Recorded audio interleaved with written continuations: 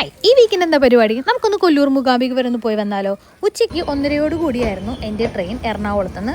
1:30 വെളുപ്പിന് ഞാൻ അവിടെ മൂകാംബികയിലെത്തി. അവിടെ നിന്ന് 800 രൂപയ്ക്ക് വണ്ടിക്കാണ് കേട്ടോ നമ്മുടെ ഹോട്ടലിലേക്ക് എത്തിയത്. പിന്നെ ഒരു 7 മണിയോടുകൂടി റെഡിയായി നമ്മളത് അമ്പലത്തിലേക്ക് പോവാണ്. അമ്പലത്തിൽ പോകുമ്പോൾ പിന്നെ പൂവും പട്ടുസാരിയൊക്കെ നിർബന്ധമാണല്ലോ. അങ്ങനെ ഞാൻ നല്ല പൂവൊക്കെ വെച്ച് പട്ടുസാരി കൊടുത്ത് നല്ല സുന്ദര കുട്ടപ്പിയായിട്ടാണ് അകത്തോട്ട് പോകുന്നത്. അമ്പലത്തിനുള്ളിൽ വീഡിയോസ് എടുത്തില്ല. അവിടെ വീഡിയോഗ്രാഫി പ്രൊഹിബിറ്റഡ് എന്ന് വെണ്ടക്ക അക്ഷരത്തിൽ എഴുതി വെച്ചത് കൊണ്ട് തന്നെ ഞാൻ എടുക്കാൻ നിന്നില്ല.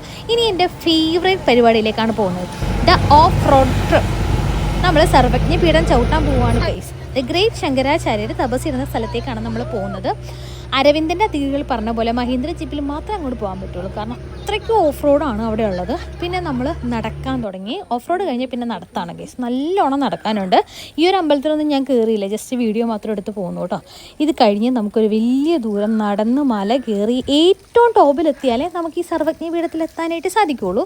അങ്ങനെ ഈ ബ്യൂട്ടിഫുൾ വ്യൂ ഒക്കെ നമ്മൾ നോക്കി പോവുകയാണ് കേട്ടോ. കൂടെ വന്ന ആൾക്കാരെ ആരും ഞാൻ മൈൻഡ് ചെയ്തില്ല, കാരണം അവരെ നോക്കിക്കഴിഞ്ഞാൽ എൻ്റെ നടപ്പ് ബ്ലോക്ക് ആവുമെന്ന് എനിക്ക് നന്നായിട്ട് അറിയായിരുന്നു. അങ്ങനെ ഞാൻ ഈ വ്യൂ ഒക്കെ നോക്കി ഒറ്റയ്ക്ക് അങ്ങനെ നടന്നുകൊണ്ടിരിക്കുകയാണ്. ഏതായാലും എനിക്ക് ഏറ്റവും ഇഷ്ടപ്പെട്ട പരിപാടി ഈ ഒരു ഒറ്റയ്ക്കുള്ള പോക്ക് തന്നെയായിരുന്നു കേട്ടോ. കാരണം ഈ സർവജ്ഞ പീഠം ചവിട്ടുമ്പോൾ വല്ലാത്തൊരു എന്താ പറയുക, ഒരു പീസ്ഫുള്ളാണ് മൈൻഡിലുള്ളത്.